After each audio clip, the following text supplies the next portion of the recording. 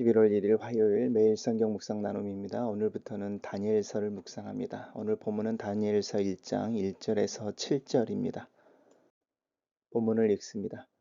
유다 왕 여호와김이 다스린 지 3년이 되던 해에 바벨론 왕 느부갓네살이 예루살렘에 이르러 성을 에워쌌더니 여호와께서 유다 왕 여호와김과 하나님의 전 그릇 얼마를 그의 손에 넘기심에 그가 그것을 가지고 신할 땅 자기 신들의 신전에 가져다가 그 신들의 보물 창고에 두었더라.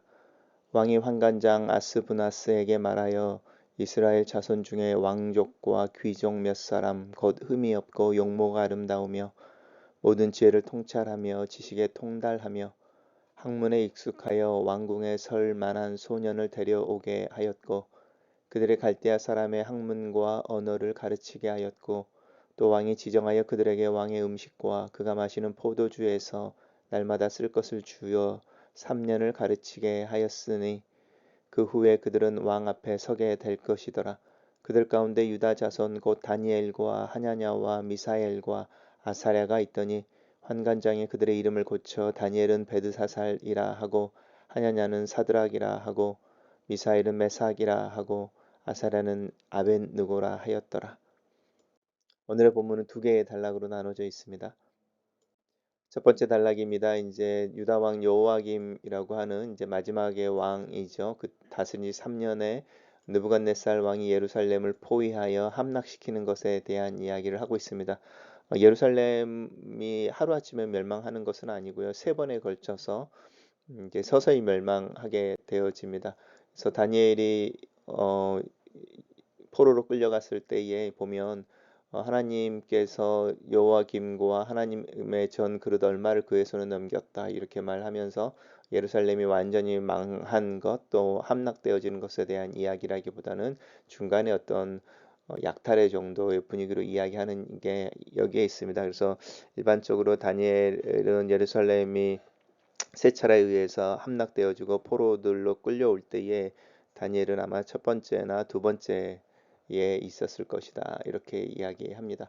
그리고 그렇게 가져온 그 하나님의 전에 있는 그릇들을 신할 땅 그 바벨론의 신전이겠죠. 신전의 보물 창고에 가다 두었더라.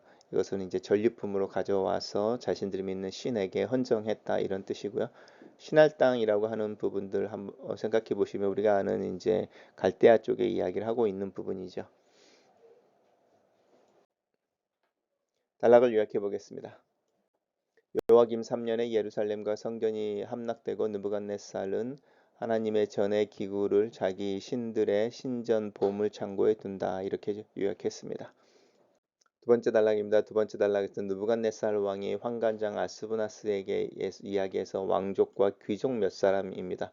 결국은 뒤에 나오는 다니엘이라고 해서 이름에 사실은 엘이 붙는 경우 이제 하나님을 의미하는 거죠. 미사엘처럼 이제 이 사람들은 대부분 귀족이나 왕족의 이제 이름이 붙는 경우들입니다. 그래서 이미 분단에서 이제 왕족과 귀족이라고 이야기했으니까 다니엘과 하나냐와 미사랴와 아사랴는 사실은 유다의 고위층 자녀들이라고 할 수 있죠.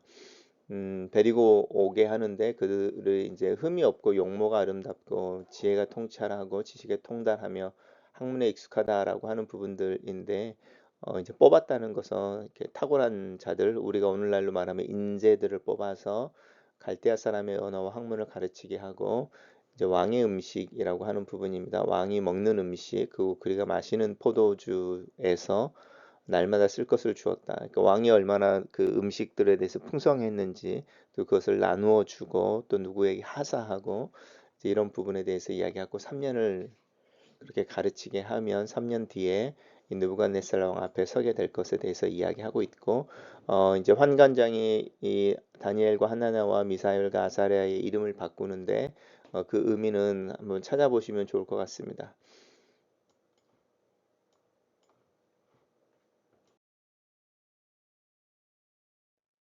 왕이 이스라엘의 왕족과 귀족, 총명한 이들에게 갈대아 사람의 학문과 언어를 가르치게 하고 왕의 음식과 술을 제공하니 그들 중에 다니엘, 하냐냐, 미사엘, 아사랴가 있었다. 이렇게 정리했습니다.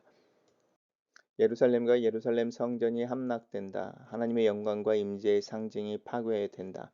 하나님의 전에 하나님을 예배하기 위해 사용했던 물건들이 약탈을 당하고 바벨론의 신전의 전리품으로 바쳐진다. 하나님께서 스스로 자기의 영광을 감추시고 사랑 때문에 자기 백성을 위해 스스로 수치를 당하실 때가 있다. 그 슬픔과 고통의 원인이 불순종하는 하나님의 백성들에게 있으며 나 또한 그 백성들 중에 하나로 이 아침에 하나님 앞에 선다. 느부갓네살 왕의 자신감은 자신이 점령하고 통치한 나라의 고유의 문화와 언어를 사용하게 하고 피정복민들 중에 귀족과 인재들을 등용하여 자기 제국의 문물을 가르치고 제국을 위하여 일하는 자들로 키워내는 것이 아닐까. 하나님께서 하나님의 백성을 징계하고 훈련시키시면서도 그들의 정체성이 변질되지 않게 하기 위해 또 그렇지 않는 환경 속에 두시는 하나님의 일하는 방법으로 느부갓네살 왕이 사용되어진다. 하나님의 긍휼은 다양한 형태로 나타난다. 아직은 살 만한 이유, 살 수 있는 이유, 살아야 하는 이유가 하나님의 은혜가 내 위에 내 삶을 채우고 있기 때문이다. 글로 쓰는 기도입니다. 진노 중에라도 하나님의 긍휼을 잊지 마소서. 하나님의 백성의 삶, 하나님을 신뢰하고 따라 사는 삶을 살지 못하는 나를 용서하소서. 이 세상에 살아계신 하나님을 드러내며 하나님과 사귐을 누리며 살도록 도와주소서. 하나님의 은혜로 오늘 하루를 살기를 기도합니다. 아멘.